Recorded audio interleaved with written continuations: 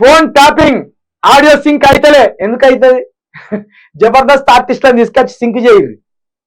లేకపోతే ఎవడన్నా mimicry artist ఉంటారు కదా, తీసుకొచ్చి కేసీఆర్ మాట్లాడినట్టే, రే రేవంత్ రెడ్డి ఫోన్ ట్యాపింగ్ పెట్టరా అని కేసీఆర్ లాగా అచ్చుకుదిన నుంచే తీసుకొచ్చి ట్యాప్ చేయరు, సింక్ చేసి ఇక కేసీఆర్ మాట్లాడిండు అయ్యా అని. ఆ పోడు ఉంటాడు కదా, సేమ్ కేసీఆర్ లెక్కనే యాక్టింగ్ చేస్తాడు. ఆ పిల్లగాన్ని తీసుకపోయి సార్ ట్రై చేయరు, సేమ్ ఎక్స్ప్రెషన్స్ కూడా అవసరమైతే కేసీఆర్ లెక్కన ఆ పిల్లగాన్ని క్లోనింగ్ చేసి కేసీఆర్ డైరెక్ట్ వీడియో తీసి మాట్లాడినట్టు ఆ పోరగాడు ముఖ కవలికలు ఇస్తాడు, దాన్ని సింక్ చేసి కేసీఆర్ ఇగో వీడియో దొరికింది అని చెప్పేరు. ఎందుకు సింక్ అవుతాయి? దెబ్బ కొట్టిన ఫోన్ ట్యాపింగ్ కేసుల వ్యవహారం రోజుకో మలుపు తిరుగుతున్న కేసు. మొదట కేసీఆర్ ఫ్యామిలీ పైన ఆరోపణలు, తర్వాత ప్రణీత్ రావు పై అభియోగాలు. అధికారులు వ్యాపారులను బెదిరించారని కొత్త కోణం, అవార్డు రాకెట్ల నుంచి డబ్బులు తీసుకున్నారని ఆరోపణ. ఎన్నికల టైంలో అపోజిషన్ ఆర్థిక లావాదేవీలపై నిఘా పెట్టారని విమర్శలు.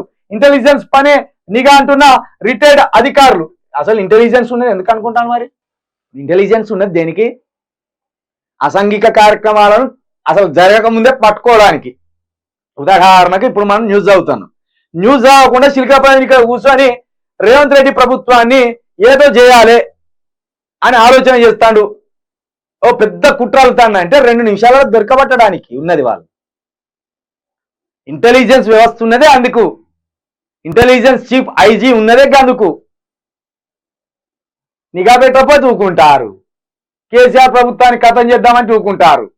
సాధారణంగా సినిమాలు తీసే వాళ్ళు మొదట స్క్రిప్ట్ రాసుకుంటారు, ఆ తర్వాత సినిమా తీస్తారు, ఆ తర్వాత డబ్బింగ్ చెప్పిస్తారు, మిగతా టెక్నికల్ పనులు పూర్తయ్యాక సినిమా రిలీజ్ చేస్తారు. కానీ ఓ డైరెక్టర్ ప్రొడ్యూసర్ కలిసి సినిమా తీయాలనుకున్నారు. రొటీన్ గా చేస్తే ఎలా అనుకున్నారో ఏమో, రొటీన్ గా చేస్తే ఎలా అనుకున్నారో ఏమో, కాస్త డిఫరెంట్ సినిమా తీశారు. చివరిలో చెప్పించవలసిన డబ్బింగ్ ముందే చెప్పించారు, ఆ తర్వాత షూటింగ్ మొదలు పెట్టారు. అది అయ్యాక స్క్రిప్ట్ రాద్దాం అనుకున్నారు, కానీ చెప్పిన డబ్బింగ్ కి తీస్తున్న సినిమాకి ఆడియో సింక్ కావట్లేదట.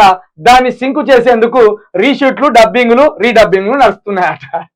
మొత్తం రేవంత్ రెడ్డి ఫోన్ ట్యాపింగ్ ను సినిమా తోటి పోల్చిండు. ఏంటి అమ్మ, చివరిలో ముందే రొటీన్ గా సినిమా తీస్తే ఎలా అని ముందే సినిమా అంతా తీసేసిందట.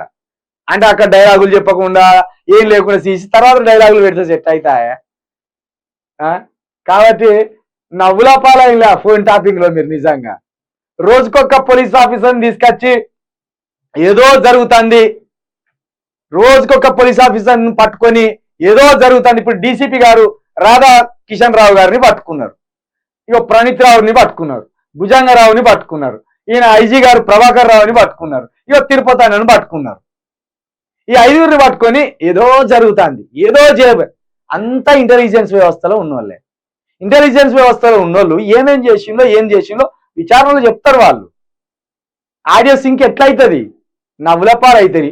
ట్యాపింగ్ కేసు పట్టుకొని 4 జబర్దస్త్ ఆర్టిస్టులను 4 మిమిక్రీ చేస్తాం పట్టుకొచ్చి సింక్ చేసే ప్రయత్నం చేయరు. అట్లయితేనే ఏమన్నా ఉంటుంది. కేసీఆర్ దొరుకుతారేమో, కేటీఆర్ దొరుకుతారేమో, ఇలా అయితే వాళ్ళు ఎందుకు పట్టించుకుంటారు ఇవి?